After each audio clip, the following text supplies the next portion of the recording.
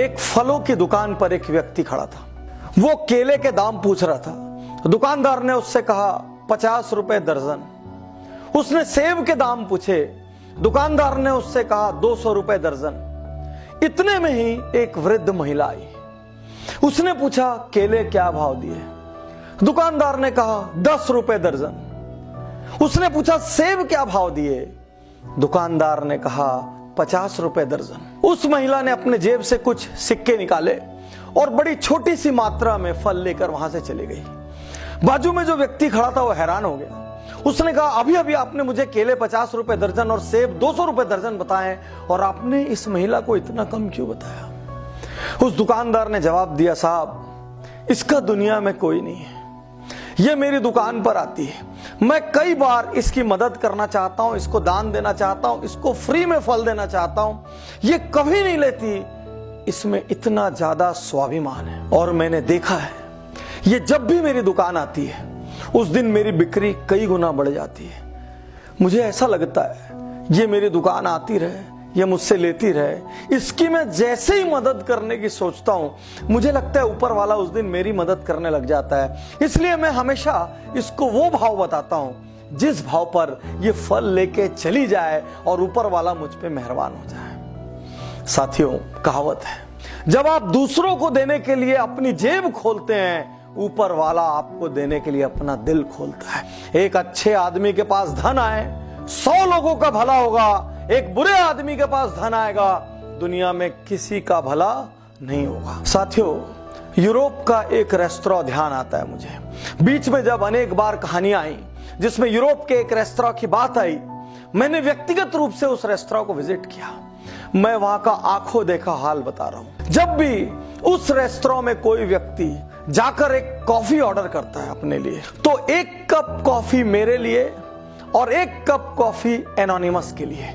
और एनोनिमस के लिए का अर्थ है वो 2 कॉफी के पैसे पटाता है। एक कॉफी वो खुद पीता है, दूसरी कॉफी का स्टिकर दीवार पे चिपक जाता है। कुछ देर बाद कोई गरीब, कोई अंडर प्रिविलेज, अफोर्ड न कर सकने वाला व्यक्ति आता है और उस दीवार से वो एनोनिमस वाला स्टिकर उठाता है, काउंटर पर लेके जाता है, कॉफी पीता है, चला जाता है। जाने लोग ऐसा किस किस चीज के लिए करते हैं। वो पिज्जा के लिए करते हैं, वो कॉफी के लिए करते हैं, वो बेकरी आइटम्स के लिए करते हैं, वो अपने लिए लेते हैं और साथ में एक किसी अनजान व्यक्ति को दान दे देते हैं।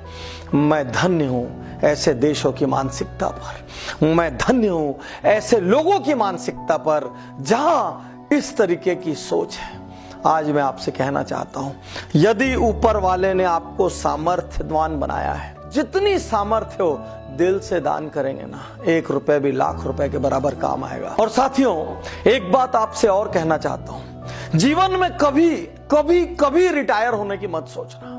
यदि आपको लगे मेरे पास बहुत हो गया है, मेरे को और जरूरत नहीं, मैं शांति से बैठ जाऊं, तो बस उस दिन अपना पेट भर लेना और जितना एक्स्ट्रा कमाओ दुनिया के लिए कमाना, उन लोगों के लिए कमाना जो आपके जितने भाग्यशाली नहीं है। आज वॉरेन बुफे 80 साल के हो गए, उसके बावजूद वो 1-1 मिनट कमाते हैं। बिल गेट्स हर क्षण उनकी कमाई करोड़ों से बढ़ती है, उसके बावजूद उन्होंने कमाना नहीं छोड़ा।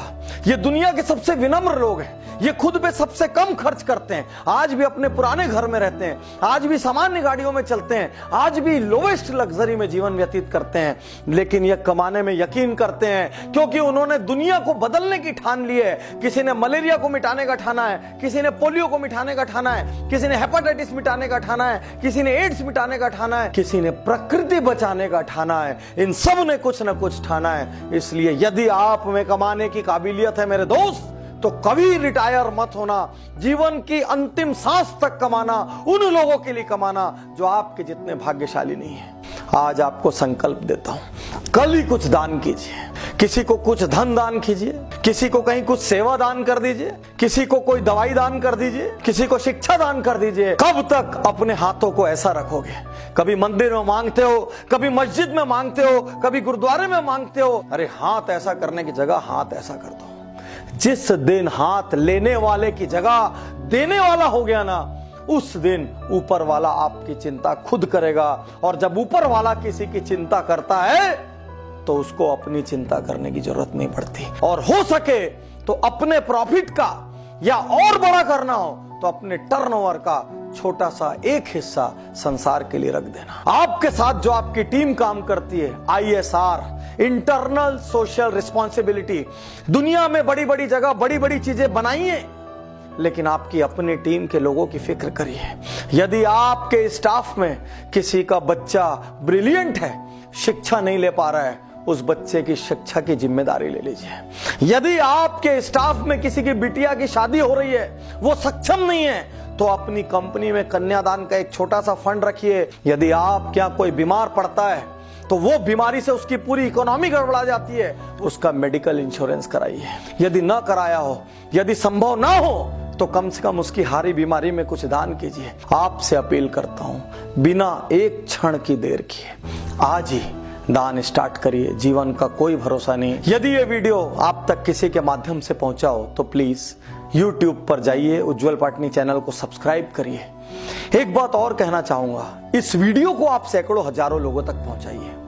यदि इस वीडियो के माध्यम से लोगों ने दान करना शुरू किया, किसी गरीब की जिंदगी संवरी, किसी बच्चे को शिक्षा मिली, किसी बीमार को दवा मिली, तो उसके हिस्से का कुछ पुण्य आपके कोटे में आएगा और कुछ पुण्य मेरे कोटे में आएगा।